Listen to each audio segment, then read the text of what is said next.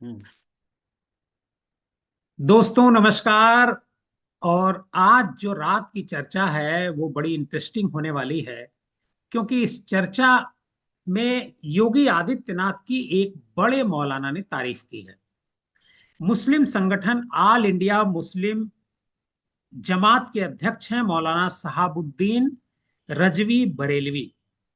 इन्होंने कहा है योगी आदित्यनाथ की तारीफ करते हुए कि जब से योगी जी उत्तर प्रदेश में मुख्यमंत्री बने हैं उसके बाद से कोई दंगा नहीं हुआ है और मुस्लिमों के खिलाफ कोई कार्रवाई उनके शासन में नहीं हुई है। और उन्होंने जो पुष्कर सिंह धामी है, बगल का स्टेट है उत्तराखंड जो बरेली से लगा हुआ है, उसके जो मुख्यमंत्री हैं पुष्कर सिंह धामी, उनके कार्यकाल की, उनके कामों की आलोचना की है। उन्होंने कहा कि धामी के कार्यकाल में 125 मजारों पर बुलडोजर चलाए गए, लेकिन सीएम योगी के राज में किसी भी मजार या मदरसे पर इस तरह की कार्रवाई नहीं की गई और योगी आदित्यनाथ अच्छे मुख्यमंत्री हैं। इसकी सच्चाई क्या है? क्या वो जो एक घटना घटी है जिसमें मौलाना तौकीर रजा को जेल में डाला गया, उससे ये इनका डर बोल रहा है, या फिर वाकई मुसलमानों के भीतर योगी आदित्यनाथ को लेकर के कोई एक अलग राय बनने वाली है 2027 को लेकर के? इस मुद्दे पर हम आज जाने माने पत्रकार अवनीश विद्यार्थी जी से, हमारे मित्र हैं, साथी हैं, चर्चा करेंगे। अवनीश जी, आप इस बयान को किस रूप में देखते हैं? क्या ये मौलाना तौकीर रजा के खिलाफ जो कड़ा एक्शन लिया गया उसका डर है, या फिर वाकई बर्फ पिघल रही है और 2027 आते आते मुसलमानों के बीच योगी आदित्यनाथ की छवि और बेहतर होगी और 27 में मुसलमान योगी आदित्यनाथ के साथ खड़ा मिलेगा?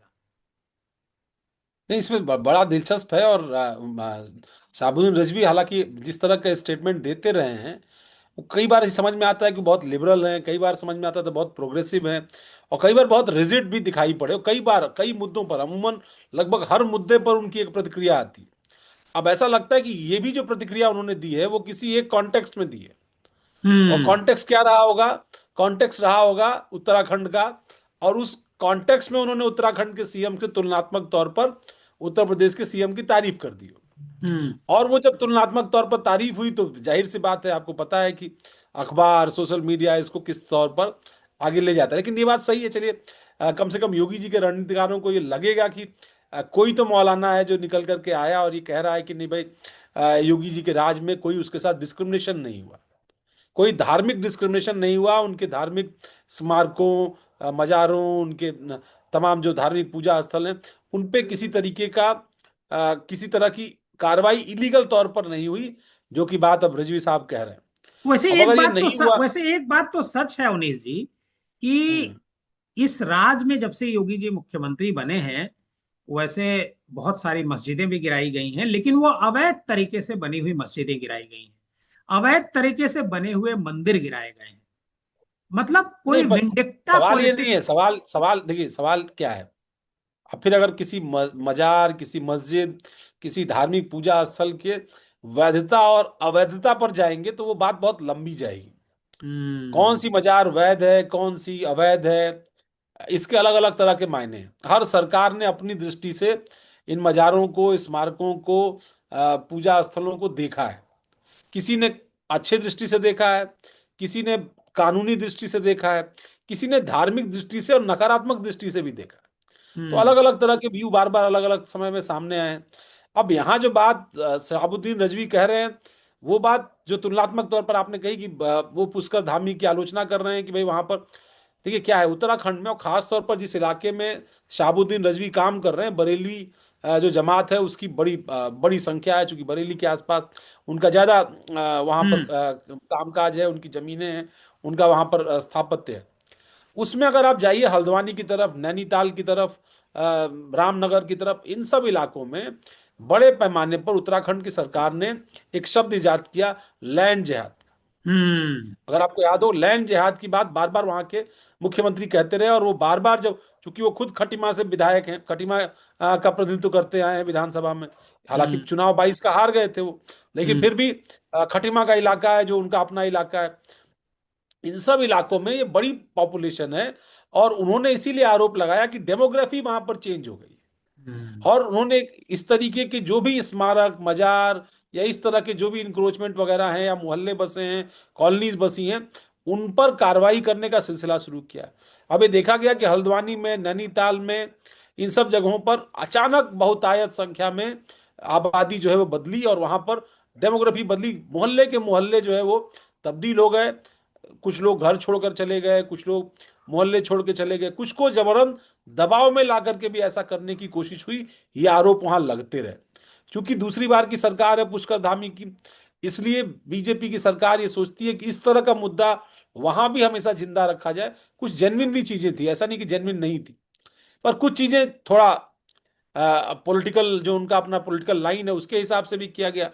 तो वो इसके खिलाफ सख्ती के साथ आगे आए, कार्रवाई की, उनका एक अपना परसेप्शन बना। और आपको याद होगा कि कुछ चीजें, और खासतौर पर यूसीसी या इस तरह के जो प्लान्स हैं, या और भी तरह तरह की चीजों को लेकर के उत्तराखंड हमेशा एक इनिशिएटिव दिखाता रहा है कि हम पहले ये चीज कर रहे हैं, पहले कोई ड्राफ्ट बना रहे हैं, पहले हम सबसे पहले ये सारी चीजें कर रहे हैं। लेकिन हरिद्वार और ये उधम सिंह नगर, नैनीताल, ये जो हल्द्वानी, ये सब जो इलाका है, यहाँ पर जो पैटर्न बदला है वहाँ की जनसंख्या का, उसने चिंता रखी। खासतौर पर पुष्कर धामी सरकार या बीजेपी सरकार। उत्तर प्रदेश की सरकार अपेक्षाकृत लिबरल रही। लेकिन जो बात लिबरल है। आपने कही, कि जो बात अभी कुछ दिनों पहले योगी सरकार ने खासतौर पर बरेली की घटना को लेकर के मुख्यमंत्री ने कहा था कि भाई जो लोग गलत तरीके से काम करते हैं या दंगा भड़काते हैं, उनके लिए बरेली के जो मौलाना हैं, उनसे कोई जाकर के अगर पूछे कि भाई हमारी सरकार इस तरह का कार्यक्रम करने वालों के खिलाफ क्या कार्रवाई करती है, तो वो अच्छा उदाहरण दें।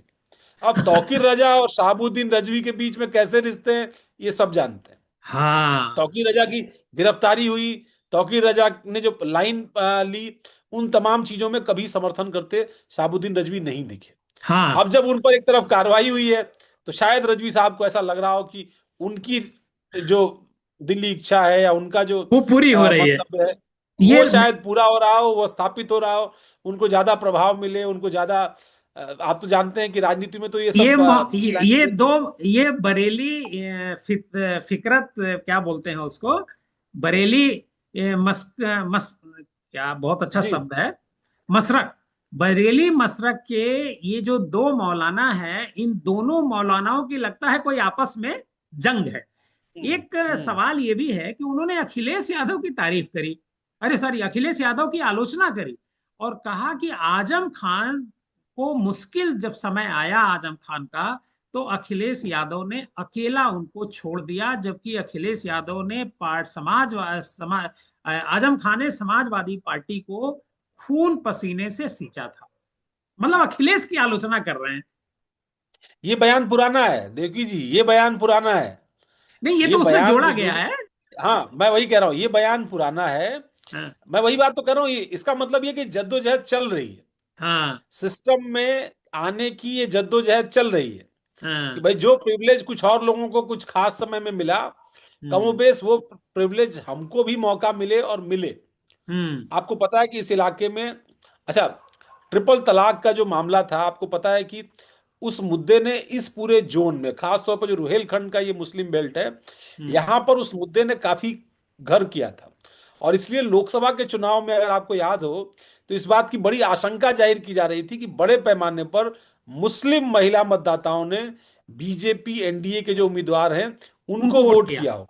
और कुछ लोगों ने, रिपोर्टर्स ने जाकर के पूछा भी कुछ जगहों पर महिलाओं से, तो महिलाओं ने कुछ अपने इंडिपेंडेंट व्यूज रखे।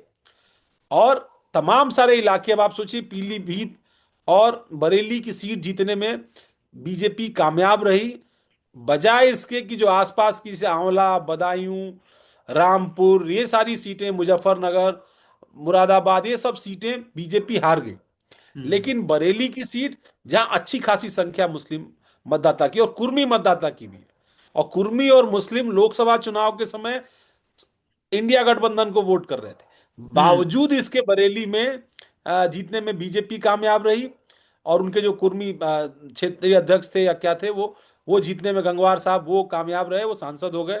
और पीलीभीत से जितिन प्रसाद जो है वो चुनाव जीत करके लोकसभा में गए। तो ये चीज, ये शहाबुद्दीन रजवी का जो बयान है ना, वो इसी ओर इंगित करता है कि उनको शायद मतलब थोड़ा तवज्जो की आवश्यकता है, और वो तारुफ वो तवज्जो के तवज्जो वो चक्कर में अखिलेश जो है यादव, उन्होंने, वो तवज्जो अखिलेश यादव से वो चाहते हैं। वो आजम खान दुखती रग है तो उस पर हाथ रख रहे हैं वो, कि देखिए आजम साहब को नहीं पूछा। आजम साहब के नाते ही लोग मुलायम सिंह यादव को मुल्ला मुलायम कहते थे, ये बात भी वो कहते, उन्होंने तब अपने स्टेटमेंट में कही थी। तो वो उन संवेदनाओं को छेड़ करके अखिलेश यादव को निशाने पर रखना चाहते हैं कि भाई हमको पूछो। और हमको। उधर योगी सरकार की तारीफ करना चाहते हैं, और अपना हाँ। पॉलिटिकल एजेंडा जो है वो धामी सरकार की आलोचना साध के भी पूरा करना चाहते हैं। हाँ। मतलब इसके पीछे एक बड़ा एजेंडा है मौलाना का। नहीं, बिल्कुल एजेंडा ना होता तो फिर तारीफ के सुर कैसे आते? अब मान तारी लीजिए कि अगर वो आजम खान के मुद्दे पर संवेदनशील हैं, और वो मानते हैं कि आजम साहब के साथ बहुत गलत हो गया, नहीं होना चाहिए था, तो उनको तो फिर सरकार की आलोचना करनी चाहिए थी ना। आलोचना करनी वो चाहिए। अखिलेश यादव की इस बात के लिए आलोचना कर रहे हैं कि उन्होंने आजम खान का साथ नहीं दिया। अरे भाई, साथ की नौबत तो तब आती ना जब कार्रवाई हो रही, तो कार्रवाई तो योगी सरकार कर रही है, अच्छा, बीजेपी की सरकार कर रही है। योगी जी इस बयान को कैसे लेंगे मौलाना के? नहीं, योगी जी को पता है कि उनके इस बयान को कैसे लेना है। योगी जी को पता है कि वो ना ना इनके समर्थन से योगी जी का कोई भला होना है, ना उनकी चिंता करने से, तारीफ करने से योगी जी का कोई भला होना है। उनका तो भला इसी से होना है कि वो ये बात बार बार दोहराएं कि देखो भाई, बरेली के मौलानाओं से जाके पूछ लो कि हम कैसे दंगा भड़काने वालों का इलाज करते हैं।